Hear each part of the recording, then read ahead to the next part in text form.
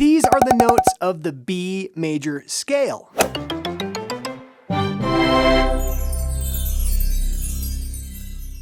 The B major scale has 5 sharps and obviously sits on our sharp side of our circle of fifths.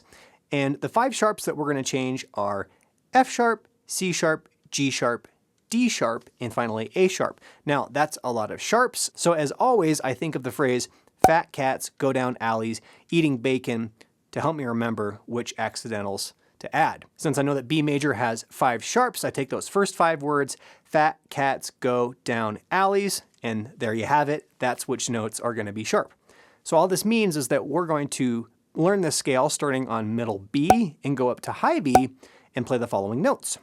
B, C sharp, D sharp, E, F sharp, G sharp, A sharp, and B. So let me show you all the fingerings for the scale as well as the notes on the staff. To learn this scale, I'm going to start us out with middle B. You can learn the low B and go low B, low C sharp, etc. But if you're just starting out, starting in the middle is a little bit easier and you can go and learn the low notes later. So that's exactly what we're going to do. We're going to start in the middle with B, a pretty easy start.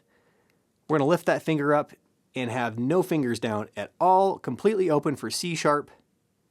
Now we're going to cross the bridge from C sharp to D sharp, which is 1, 2, 3 with the octave key and 1, 2, 3 with the pinky on the top there. So C sharp to D sharp.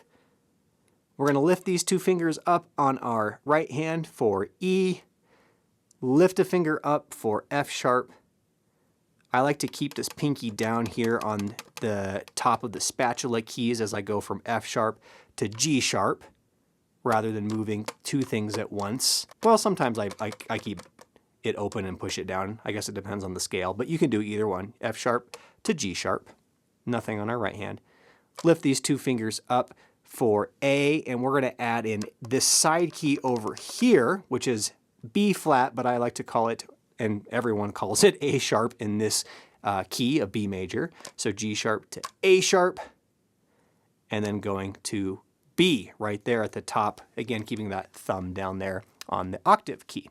Now the reason for using this side fingering here for A sharp or B flat, but we're going to call it A sharp, is because instead of using the bis fingering or maybe like 1 and 1, if you've learned any of those fingerings, it's much easier to go from that side A sharp to A and not have to roll or do something funny like that. So that's the fingering that I recommend for A sharp. G sharp, A sharp, using that side key, it's the bottom one to go to B. So that's a lot of information. Let's do it one more time from the bottom to the top. We're going to start with B, lift that up for C sharp, cross the bridge, use that octave key and this pinky key at the top here for D sharp, lift these 2 fingers up for E, lift a finger up for F sharp, lift that up, put the pinky key at the top there down for G sharp. Now here's that tricky cross to go to A. We're going to add that bottom key there for A sharp. Then lift those 2 up, return to the top there. You have B with the octave key. And that's your B major scale.